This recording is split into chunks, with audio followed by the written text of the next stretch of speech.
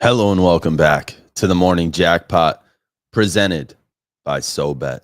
I am your host, Jack Cody, and we are here, I guess, to predict a new season because the job is finished. The job is certainly finished, but the job goes on because ultimately, when you win one, you just look forward to doing it again. And when you win a championship, you're able to say, hey, we just did it. So it shouldn't be too hard to just go do it again. We know how to do it. And I feel like for champs, when you get it done, it's a lot easier just to go do it again. People are going to be like, it's hard to go back to back. That's a difficult thing. You're going to see a different level of confidence out of Jason Tatum, Jaylen Brown, Derek White, Drew Holiday, Kristaps Porzingis, Sam Hauser, Peyton Pritchard. You're going to see a different level of confidence out of these players next year. When I watch these playoffs and when I watch this NBA season, it almost felt like Tatum was playing with a little bit of weight on his shoulders, was playing with a vest that was kind of just holding him back, tearing him down. It was the media. It was the elephant in the room that they hadn't gotten it done, and he'd been so close so many times. To me, when you win that championship, the media gets off your back a little bit. The pressure isn't as high anymore, but you still get to go do what you do, and you're great at it. And the Celtics will be the favorites next year. So ultimately, I am so proud of what we did this year, but this squad is going to be bigger, better, faster, stronger, and wiser next year. They're going to be a better version of this year's team next year. We appreciate the greatness of the 2024 Boston Celtics team in this moment. I'll see y'all at the parade on Friday. They will be a better team next year. So everyone that's saying the path was so easy and next year they're going to have to play all these different great teams. Giannis returns, will be healthy for the Bucks, Embiid and the Sixers, the Knicks healthy with Brunson. I'm good. I think we're okay. I think the Celtics will be just fine against those teams because, as a matter of fact, in the past 3 years, we ended the Bucks season, we ended the Sixers season, we ended the Heat season. The Knicks couldn't get to us this year. We ended the Pacers season. But people tend to forget that, sure, we got maybe lucky this year that we didn't have to play Giannis Antetokounmpo in the playoffs. I get it. Giannis is a top 3 player in the league. Tough competition. We still would have cooked the Bucks. Why do I say that? Because we did it 2 years before. We know the recipe. We know how to get it done against Giannis. We know how to guard Giannis. We know how to limit Giannis. The reason why I'm so high on Jason Tatum is because he has no weaknesses.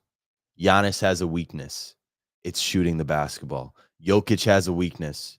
It's playing defense. Luka has a weakness. It's playing defense. What is Jason Tatum's weakness? I would love to find out. I would love for somebody to tell me. If you want to say it's missing shots, fine. Be my guest. We just won a championship and Tatum was missing shots. So imagine when he's making shots, how that will look. Today, we're going to talk about the top 10 players heading into next season. There's been a lot of talks, especially when the season ends. Everyone kind of resets their opinions. It allows for everybody to analyze what just occurred in the 2024 season And then also look at, all right, what are we expecting here for the next year? And so everybody puts together a top 10 list. And I feel like it'd be a great way to start this show just by creating this top 10 list and showing you guys basically how I create something like this. So with that being said, let's see if we got some chats. Shout out all the fellas in the chat. Jason, Tatum, Sixers can't do shit. It's facts. Let's see what this guy has to say.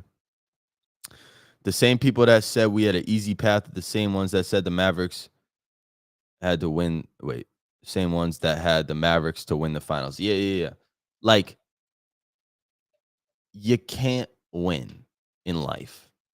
And when you start saying that the same people that were the people that preached this easy path thing are also the people that were picking the Mavericks, it doesn't work like that. You can't. What are we doing here? You're going to lose. Shout out Tyler in the chat as well. Good morning. Good morning. This show is sponsored by SoBet, so make sure you go sign up for SoBet before we get into this top 10 basketball players heading into next season list. All right. Use code Jackpot when you sign up. It's the place to get all your sports betting needs, sports betting picks, predictions from the best sports betting handicappers on planet Earth. Sign up for SoBet right now and stop missing out. All right. So if I were to give you the top 10 players heading into next season, this is kind of how I believe they will play next year. This is if I were to draft the 10 best players in the league and they would go on to my team, or it's just like I'm on the clock every pick. Who am I taking? The best player in the league is Jason Tatum. I don't think I need to explain that any further. He's a champ.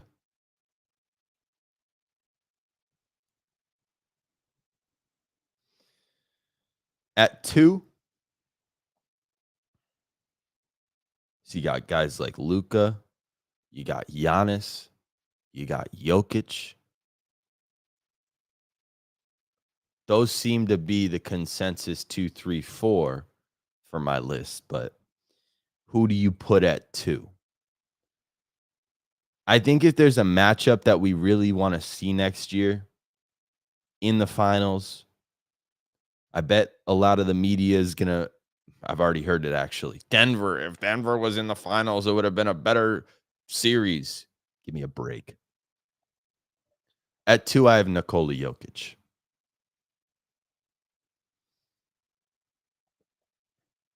So we got Tatum at 1.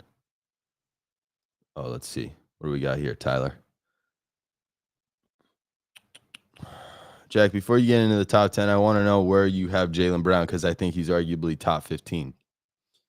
Well, maybe if I finish my full top 10, you'll see where Jaylen Brown is. Or I'll explain it after. But it's a mystery at this point in time. All right. Tatum at 1. Jokic at 2. Do we go Giannis here? Or do we go Luka? Or do we go Steph?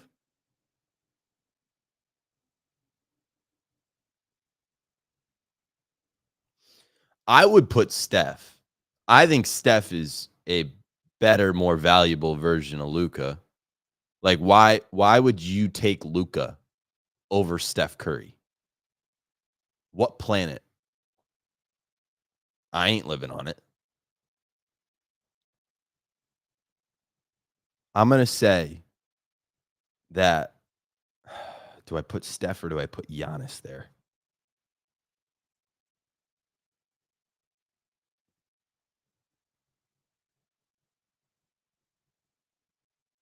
I'm going to put Steph Curry at 3.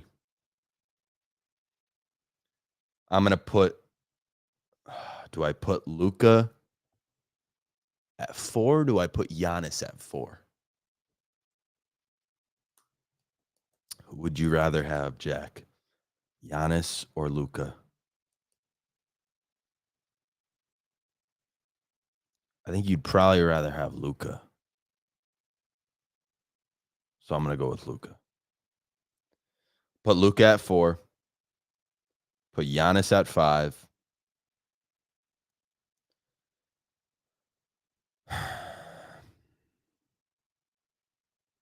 And we go Embiid. We go Embiid at 6.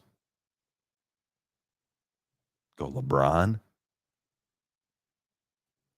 I'm going to go Joel Embiid at 6.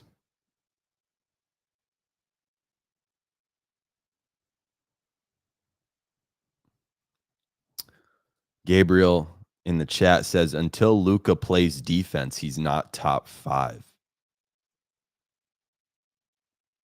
Kondo, that's enough.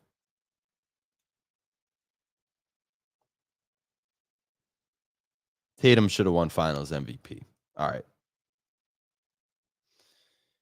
So we got Tatum at 1. You got Jokic at 2. You got Steph at 3. Luka at 4. Giannis at 5. Embiid at 6. All right. Who's 7? You go SGA. You go Ant. You go LeBron. You go KD. Ja.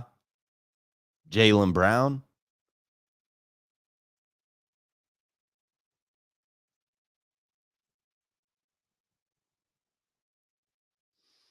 Do you go Anthony Edwards right here?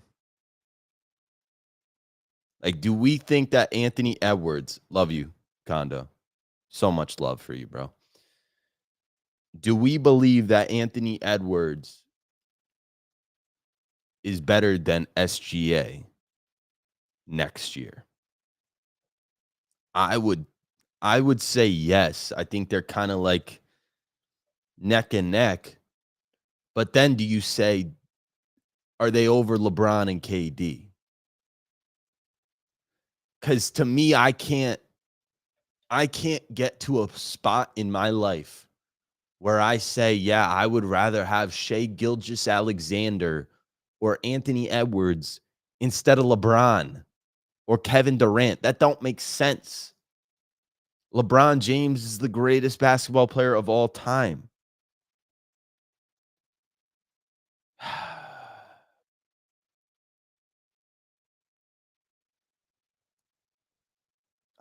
I can't get to a point where I have LeBron and KD so low on a list. It's not fair to the basketball gods, to them. It's not right.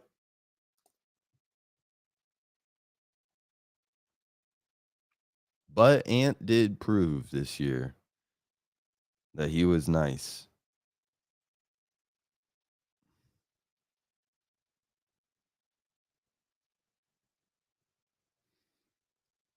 I'm going to put LeBron at 7.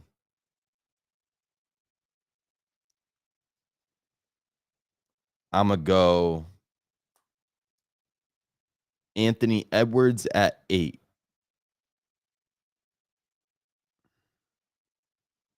Go SGA at 9.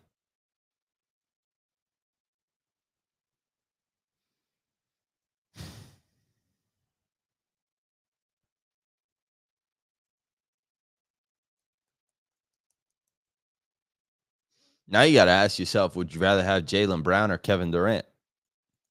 That's the $1 million question we've gotten ourselves into in this moment. And I think if I look at this list from the perspective of a Celtics fan, which is what I'm basically doing, I mean, I would rather have Jaylen Brown than Kevin Durant right now. He just won us finals MVP. If you put KD on the squad instead of JB, I mean, we'd probably be pretty darn good. But it defeats the purpose of drafting Tatum and Brown, suffering, doing everything you can to get over the hump, even when you fail miserably multiple times. You fall right on your face like Derek White. And then you finally get it done with that core. There's nothing better for a franchise. There is nothing more sweet for a fan base than for your squad, your city, to build something from the ground up, to go through all the trials and tribulations as a team and get to a point where they have the best two basketball players, arguably in the world in the current moment. But can I put Jaylen Brown in my top 10?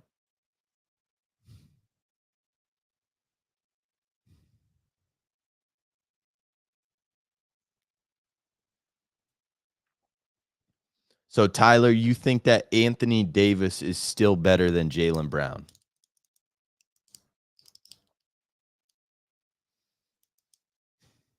I I want to put, I can't put KD over JB right now as a Celtics guy. JB just won us a title. KD was swept. I get it. There's talent versus just being on a really good team. Jaylen Brown won finals MVP. I'm struggling. I need some help here.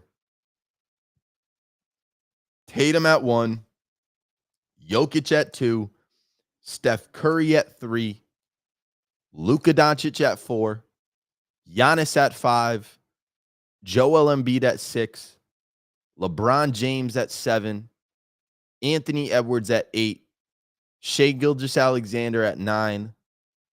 Who is the 10th best player in basketball heading into next season?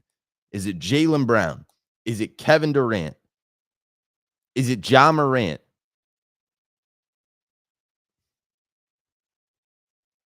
It ain't Devin Booker.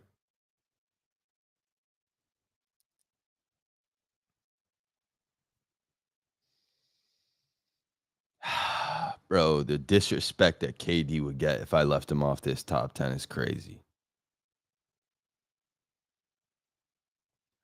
So you want me to put KD at 10, you want me to put JB at 11. And then I feel like I'm not giving my flowers to JB. But maybe that's just how good the NBA is in this current moment. Damn, bro, this is tough. Tyler, you're going to be our consensus. You're going to be our tiebreaker breakup. What are we doing here? Are we going Jaylen Brown at 10 or are we going Kevin Durant at 10?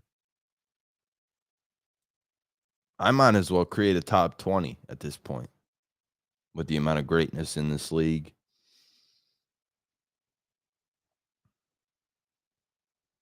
Bro. I don't want to leave JB out of this, bro, but I'm going to.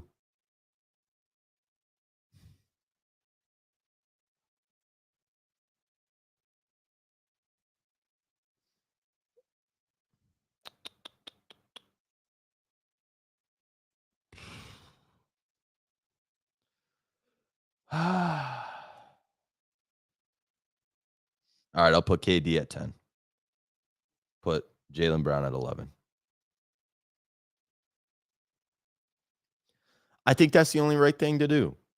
Jason Tatum at 1, Nikola Jokic at 2, Steph Curry at 3, Luka Doncic at 4, Giannis at 5, Embiid at 6, LeBron at 7, Anthony Edwards at 8, SGA at 9, KD at 10, Jaylen Brown at 11, Anthony Davis at 12. Kawhi at 13, Ja Morant at 14,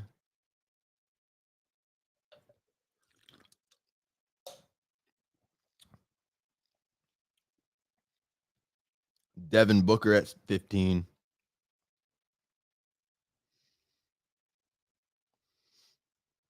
Dame at 16,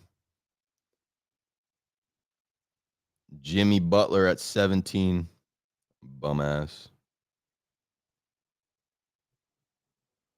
Tyrese Halliburton at 18.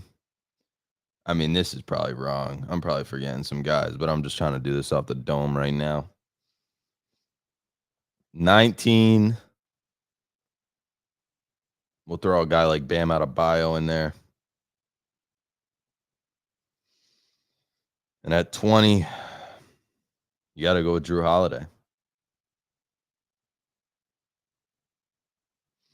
I don't know. I feel like that's a good top 10 at least. We'll improve the bottom half of the 11 through 20. Maybe I'll come back to y'all tomorrow with a better 11 through 20. But I think, if anything, when you just create a top 10, a top 15, a top 20, 25 players in the NBA in 24, in 25, whatever year it is in this current moment in time, if you create this list, it opens your eyes to the talent in the NBA. It opens your eyes because a lot of times we have these conversations. Jason Tatum, he's a top 5 player. Jokic, he's top 1. Giannis, he's got to be top 5. Embiid must be top 3. But nobody ever actually sits down and says, all right, if you were to rank them, how would you do it? Guys get left off. Embiid ain't a top 5 guy in the league right now. I'm sorry. Say what you want about the dominance of Joel Embiid. I love him. I would say that Joel Embiid is probably more dominant, obviously. But like, if I was the Celtics and I could pick between Embiid and Jokic, I would take Joel Embiid. You know, some teams would rather have Embiid than Jokic. So Embiid at 6, it's no like hit on him. There's just 5 better players. LeBron's not in the top 5 right now. But I've heard the conversations all of yesterday, and I want to set the record straight. The top 5 players in the game of basketball right now, do the order however you want to. It doesn't matter because they're all great. They all then surround themselves with great players, and it's a team sport at the end of the day. And a championship is not won by one individual in 2024. But if you want to talk about the 5 best players in the world, in no particular order, Jason Tatum, Nikola Jokic, Steph Curry, Luka Doncic, Giannis Antetokounmpo. That cannot be debated. There is not a player that you can say, oh, Embiid over Tatum. Where's his ring? Embiid over Giannis. Where's his ring? Well, Luka doesn't have a ring. Okay, he just got to the finals because he's Luka Doncic. And we saw what Kyrie did in the finals. So it's all more proving that it was Luka Doncic. I get it. He doesn't really play a whole lot of defense. He's still basically like this era's Larry Bird. LeBron? I would love to put LeBron in the top 5 for the rest of the time until he retires. You should have LeBron in your top 5. But in this era, I don't think you can. I think there are 5 better players than LeBron James in this current moment. It's a crazy thing to say, but yet it's not crazy. It's actually factual. Let's see what we got here. Shout out Tyler for tuning into the show, being a very loyal listener. The NBA is in a shift, and there's too much talent in the NBA, and we can blame LeBron, KD, and Steph for still being this damn good. I think he meant to say can't, but either way, there's so many different like eras still in today's game.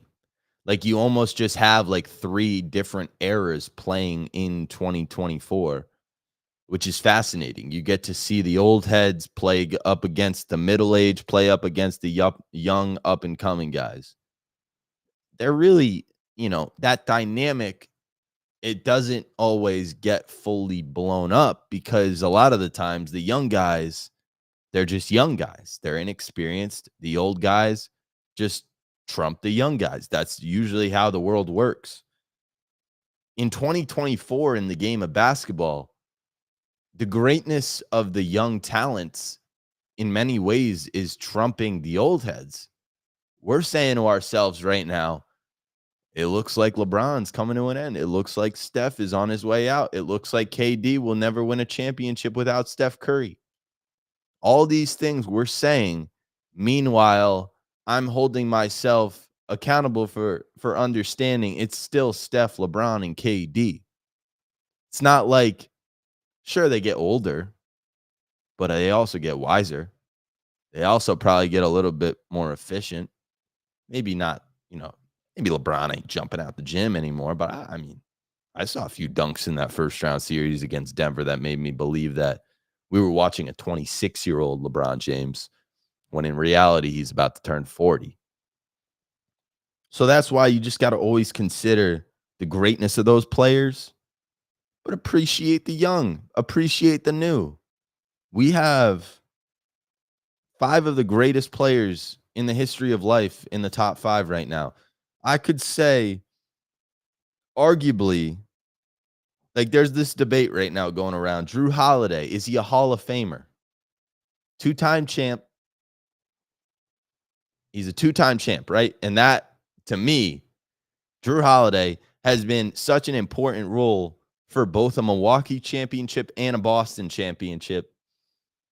It's hard not to put him in the Hall of Fame discussion.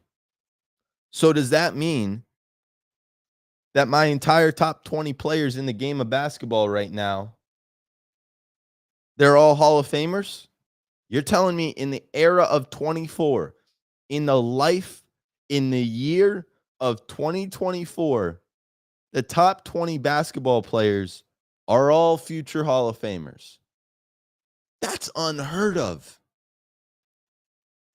Also, I just got an alert on my phone. Monty Williams has been dismissed from the Detroit Pistons head coaching job. That is very interesting. That is very, very interesting. Didn't he just get hired like last year?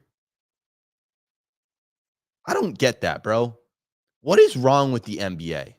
What is wrong with ownership in the NFL and the NBA right now? I get it. You want to win a Super Bowl right away. You want to be the best team in the NBA right away. You want to be competing with the Celtics. You want to be competing with the Lakers right away. It doesn't work like that. This is a process. Everything's a process.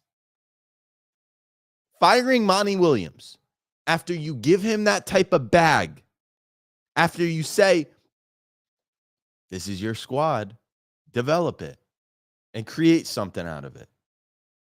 I mean, there must have not been some connecting dots, but you didn't think Detroit was going to do anything this year, did you? So why are you firing Monty Williams? There's nothing he could have done. His team was trash because of the ownership, the front office. So fire yourself. Speaking of hiring and firing, JJ Redick will be the next Lakers head coach. Or will he? See, to me, this is a whole mystery. You just got to see the alert and you got to believe it once you see it. But at the end of the day, is the best thing for the Lakers in this current moment to hire a guy like JJ Redick? I think if you're the Lakers, you have to say, well, do we want to keep LeBron? That's the question. The reason why this whole JJ Redick thing is taking so long, I'm just using my brain here. There are no sources. I haven't texted anybody about this. I haven't gotten no calls. This is just me using my brain. The reason why the JJ Redick hire is taking so long is because LeBron James's mind has not been made up. And if the Lakers hire JJ Redick, that means LeBron is staying. The reason why they haven't hired him yet is because they don't know if LeBron is staying. And if I'm LeBron, I'm putting myself in a lot of different situations right now. First, I'm the Lakers. Now I'm LeBron. Then I was the Celtics. What the hell is going on? If I'm LeBron James, I get the hell out of LA and I go just a little up north to Golden State. That's just my personal opinion. You want to win a championship, LeBron? You want to finish out on top? You want to give your kid a chance to play with some of the greatest basketball players of all time in arguably one of the greatest systems, if not the greatest system in all of the history of life? Go to Golden State.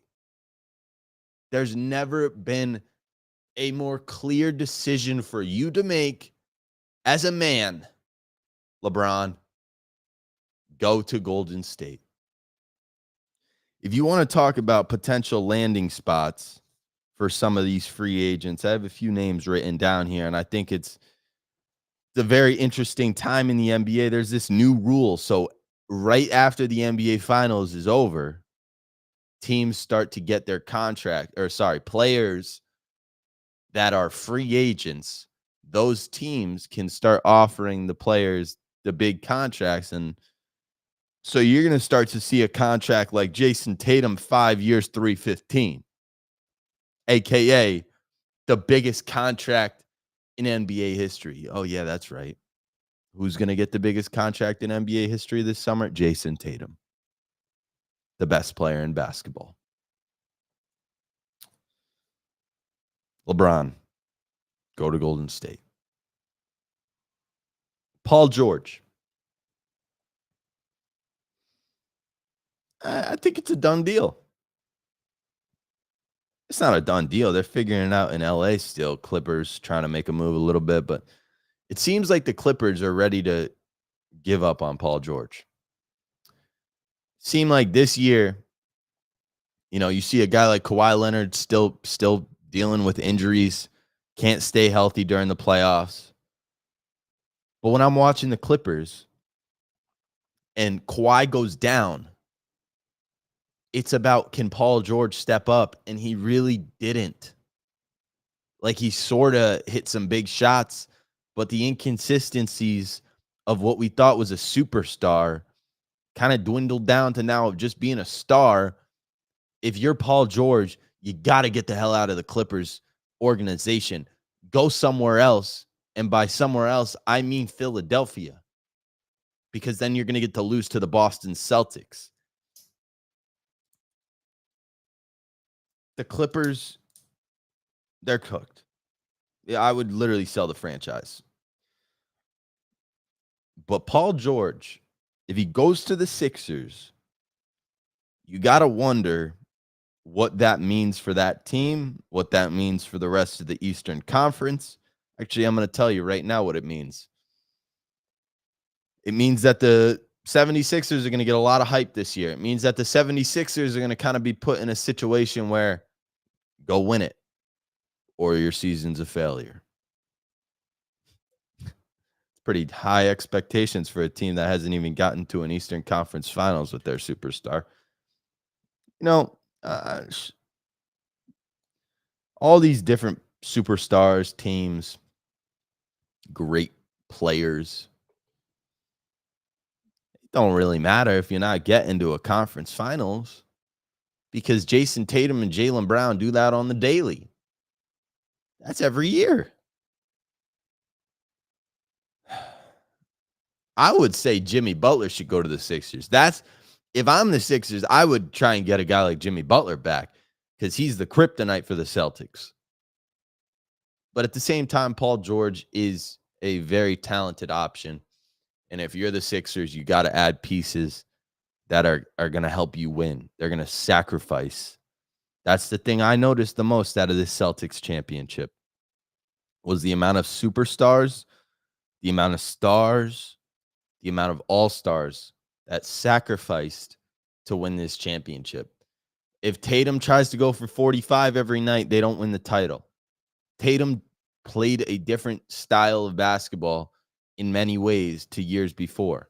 And it wasn't that he wasn't making shots in years before, so you had to go get other guys. Like, I heard that Colin Cowherd saying Brad Stevens thought that it was too Tatum dependent. And so then they went and got Chris Stapps. They went and got Drew Holiday. So it was more of a team and you take pressure off Tatum. Sure. But why do we have to make this about discrediting Jason Tatum in years prior? Jason Tatum became a superstar over the past 2 years. He was this close. Then he just won a title because he took a sacrifice. When Steph Curry took a sacrifice, we praised him. When Tatum sacrifices, we say you're not doing enough and you were carried by a super team. Or was Jason Tatum the one that carried the team?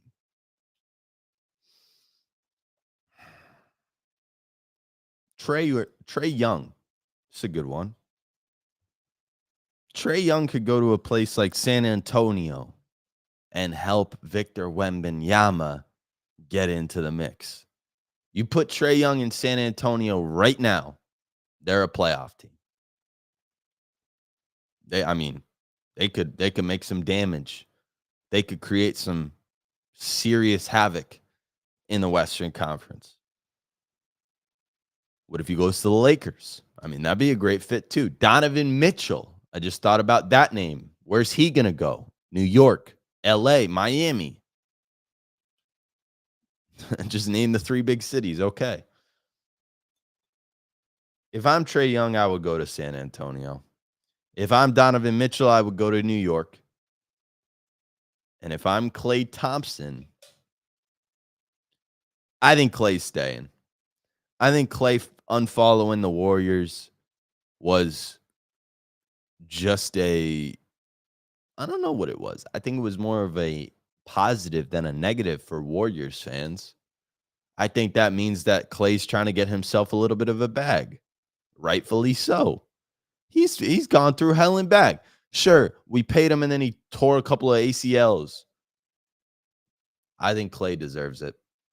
And I think anybody that says that Klay Thompson is like washed, like sure, he might not be what he was in 2016, but that's just what happens. You get older, so you lose some things. He's still got the shot. Klay can still shoot that rock better than 99% of players in the NBA today. And with the way the NBA is going, with the amount of threes that it takes to win a singular basketball game. If you want to beat Boston, you have to shoot the 3. You're not going to beat Boston by saying, all right, Boston, you shoot a bunch of threes. We're going to beat you by stopping the threes and playing our own game and shooting a bunch of 2s. That's why I think Denver or the Lakers really didn't have any chance against a Boston team this year because they don't shoot enough 3s. Denver, 28th in 3-pointers attempted, made during this season. The Lakers were like 29th. They're all high. And respectfully, you have no chance if you're not shooting 3s the way that Miami did in game 2 or Cleveland did in game 2. The Pacers had some great games where they were shooting 3s lights out. That was how they beat New York. The recipe to winning in the NBA right now is you have to be able to play defense. It starts with defense. Winning championships is defense. But on the offensive end, it's really not that hard. You just have to drive into the lane like Jason Tatum, either jump stop, be under control, make a layup, or find a way to just kick it out to an open man. When you drive past your guy, there is somebody else that is open. And it is up to you to make that pass to the open man or the next guy to then make it to an open man. But that's the game of basketball now. All this one-on-one shit, it's fun. It's flashy. It's fantastic. But I'm watching the Celtics. If they start going one-on-one, shit hits the fan. If they start going one-on-one, the offense kind of stalls a little bit. When they're attacking, when they're moving the ball, when they're kicking it out to Hauser, when they're kicking it out to D. White or Drew to make plays too, they're unstoppable. When Kristaps is making 30-footers, they don't lose. That's the recipe. 3 and D. And I think all teams this offseason need to look at the Celtics, what they did over the 7-year stretch to get to this point, and say, all right, Let's try and do what Boston just did. You're not going to be able to repeat it. You're not going to be able to replicate what Boston did because nobody's going to be able to draft Jason Tatum and Jaylen Brown. And that's what people ignore. People don't understand the Celtics just won the title because of Jason Tatum and Jaylen Brown. They started it. They finished it. They created it. They got them there. And they won it for them.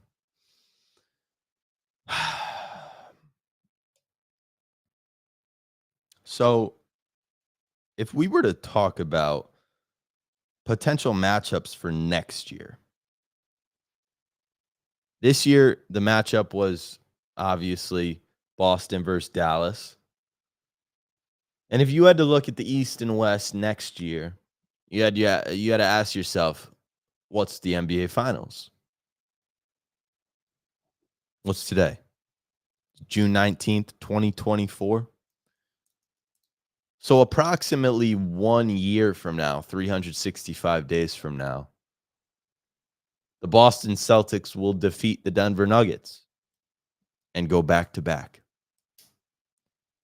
Unless LeBron goes to Golden State, in which case that team wins it all. If LeBron goes to Golden State, I mean, say what you want about Jokic, Giannis, Luka, it don't matter. Give me the Celtics in the East, but give me that LeBron James and Steph Curry team out of Golden State out of the West and let them go at it. I don't know who wins that series. I would take a step back. I would take a seat and I would just enjoy greatness. But I think if there's anything that NBA fans truly want to see, whether you like it or not, whether you think that it's a rivalry or not, sure, we got to witness LeBron and Steph in so many finals. And just, I mean, we never got that with LeBron and Kobe or even LeBron and MJ, the thing we debate all the time. When we debate LeBron and Steph, we actually have evidence of them playing against each other. But I think it's time for that rivalry to just kind of create a peaceful ending. And by peaceful ending, I mean go join forces. KD did it. Why can't you, LeBron? You started the super team era, so finish it, fella. Go to Golden State if you're LeBron James. Go team up with Steph. Because if I'm Golden State, you have to get a number 2 option. You have to get a clear-cut number 2. I don't think there's a better number 2 in the game of basketball than LeBron James. Am I wrong? I mean, we just made a top 10 list. We made a top 20 list. LeBron was 7. Steph was 3. The recipe to winning a champ, you got to have 2 top 15 guys. Tatum, Brown. 2 top 15 guys.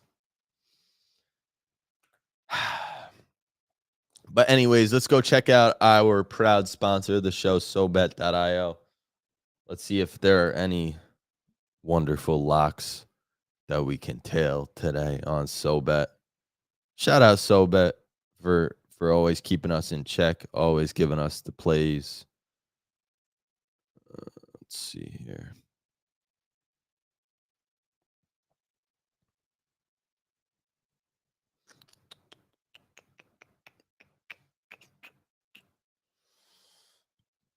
We got some Wednesday MLB. You got all these sports betting pros on SoBet right now dropping their plays for Wednesday.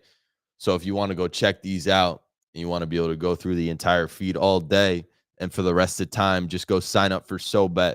Use code JACKPOT to sign up. The link is in the description. We appreciate everybody who signs up. All right, under 3.5. First 5, Tigers, Braves. Reds first 5 plus 110. Cardinals first 5 minus at half. White Sox first 5. A lot of plays here.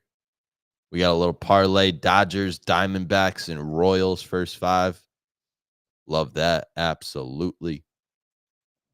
You know, don't parlay, but if you want to, you can. It's your life.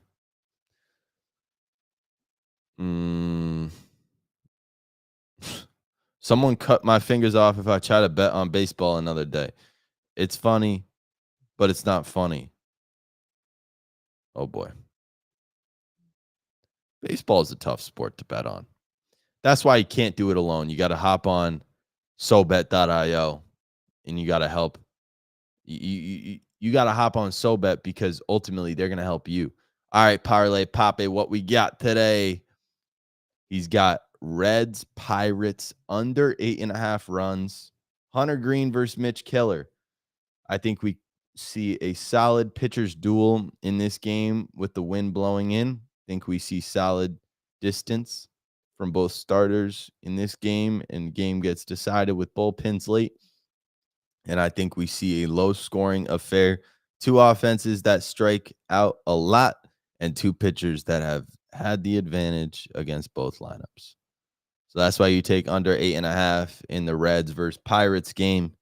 And then Cardinals Marlins at 12. Both these games are 12 o'clock games. So get on them right now. You're going to have some money in your bank account if you just lock these in at 12 o'clock. But Cardinals -1.5. It's another 2-unit play from Parlay Poppy. His reasoning is Miami handling the ball over to Kurnos, and that will likely lead to a multiple arm bullpen game, and that's scary for the Marlins. And the Cardinals should have plenty of opportunities all game long with Marlins bullpen taxed with 2 thriller games to start the series. And on the other side, we have Kyle Gibson, and we don't need anything stellar, just a solid start. Should do the trick for the Cards here. Cardinals -1.5 from Parlay Poppy, and Reds Pirates under 8.5 runs. You heard it here first from the legend himself.